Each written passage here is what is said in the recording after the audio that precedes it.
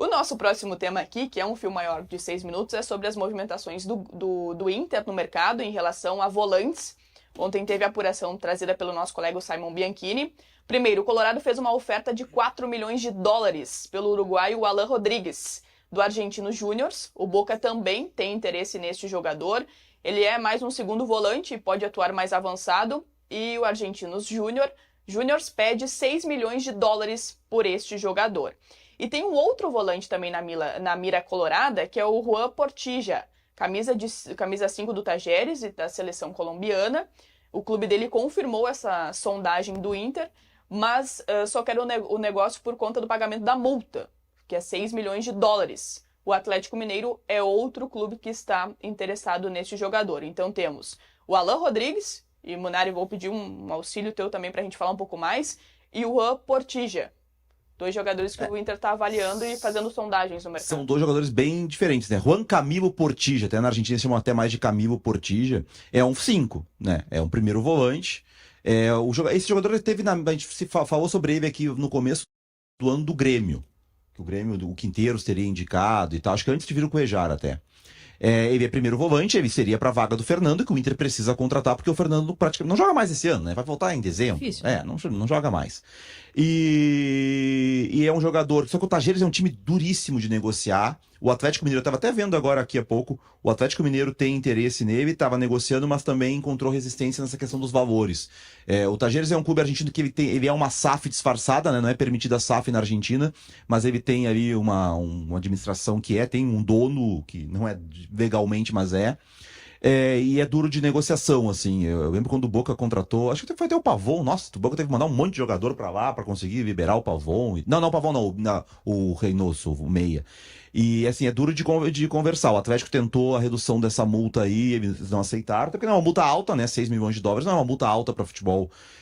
Então, assim, é um jogador que vem sendo convocado pela seleção colombiana, é reserva, é até a terceira opção aí para primeiro volante. Esse é o primeiro volante, o marcador. O Alan Rodrigues é um outro jogador mais interessante, é um jogador de chegada à frente, ele é volante, mas é um jogador muito dinâmico. Ele chega no Argentinos Júniors quando o Milita era o treinador, jogando mais como um segundo volante por dentro.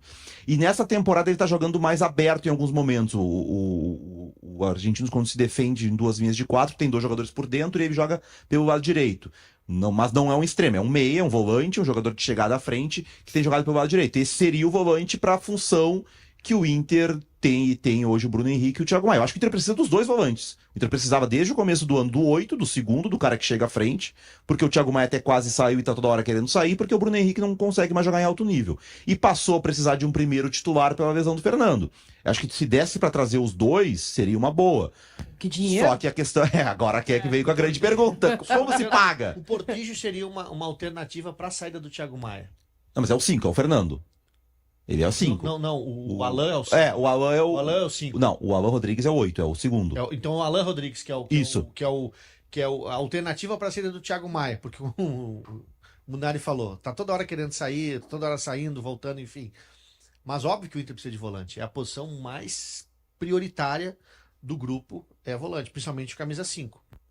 Se tu vender o Thiago Maia, lembra do valor do Santos, era uns 4 milhões e meio que o Inter tinha pago o valor que se ofereceu para o Alan Rodrigues. 50%, né? Não, o negócio do Thiago Maia é um negócio... 50%, Só que o problema é quem é que vai pagar isso pelo Thiago Maia, vendo o Thiago Maia jogar nos últimos tempos, né? Tinha o Santos ali, porque o Neymar pediu, o Santos faz tudo que o Neymar pede. Inclusive ontem, os caras da Kings League treinaram com o elenco principal do Santos. Do fio. Vamos falar Não, é só pra ver como o Neymar manda. O Neymar chamou os amigos pra treinar com o Santos, deixaram. É uma loucura. E aí o Neymar tinha pedido o Thiago Santos. Thiago Maia, perdão. O Thiago Santos não, pelo amor de Deus. Não, tá o Thiago Maia. Até me confundi. Mas assim, eu não penso em outro clube pagando esse valor no Thiago Maia, 50% pagar 4 milhões e meio que o Inter gastou no Thiago Maia. Esse dinheiro o Inter já perdeu. E assim, quais as condições de pagamento que o Inter vai oferecer para os times argentinos? Porque pra mim a questão é essa. Eu acho que principalmente o Alan Rodrigues, acho um nome assim interessante pelo que ele pode oferecer pro time, um jogador que, por exemplo, do jeito que o Roger joga, em alguns momentos o Roger pode escalar outros 2 volantes e botar ele pelo lado, como o Roger já fez. Ele poderia fazer a função que o Tabata fez ano passado, né, desse meio-campista que vem pra dentro. Só que a questão aí é financeira, né? Nós estamos falando aí de 12 milhões de dólares, o valor que eles pedem, né? O Inter ofereceu 4,5, mas eles querem 6. A multa do Portigi é 6, aí é 12 milhões.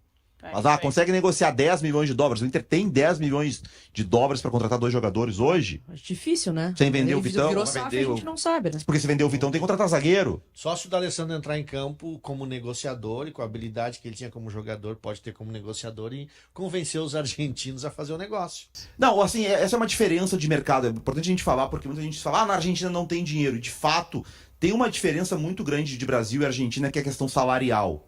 No Brasil se paga muito mais de salário. Só que esses valores de contratações, assim, por exemplo, o Boca pagar 4 milhões, 5 milhões no Alan Rodrigues, o Boca concorre com o Inter para pagar. O Boca contratou um jogador de 10 milhões de dólares, o Alan Velasco. O que pega normalmente é o salário que eles oferecem não é tanto quanto aqui.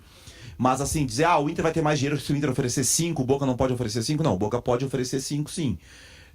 A questão das condições de pagamento, assim, mas voltou o Inter a olhar para volantes. Eu acho que isso é positivo, assim, porque pro Inter pensar, o Inter ainda está vivo na Libertadores e o Flamengo, a gente tem que ter um tópico amanhã sobre os problemas do Flamengo. O Flamengo tá cheio de problemas.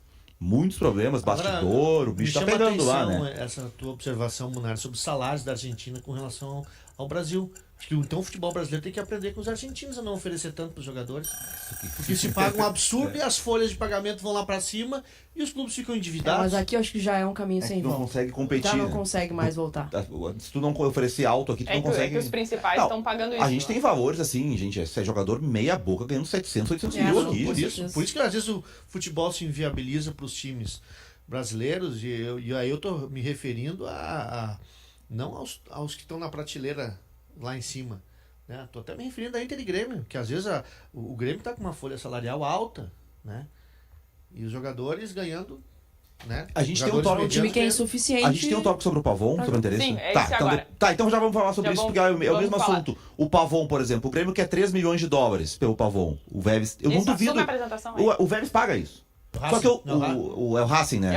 É o Racing. O Racing paga isso. Viu? Apresentar o tópico. O Racing não tá vendendo um jogador pro River por 8 milhões. Só que o que pode pegar é o Racing não chegar no salário que o Pavon ganha aqui e o Pavon não crescer aí por isso. Só pra avisar que porque o salário que o Pavon ganha aqui é altíssimo. Tá bom, calma aí. Eu não tive nem tempo de dizer que esse é o número. Vou pegar café então.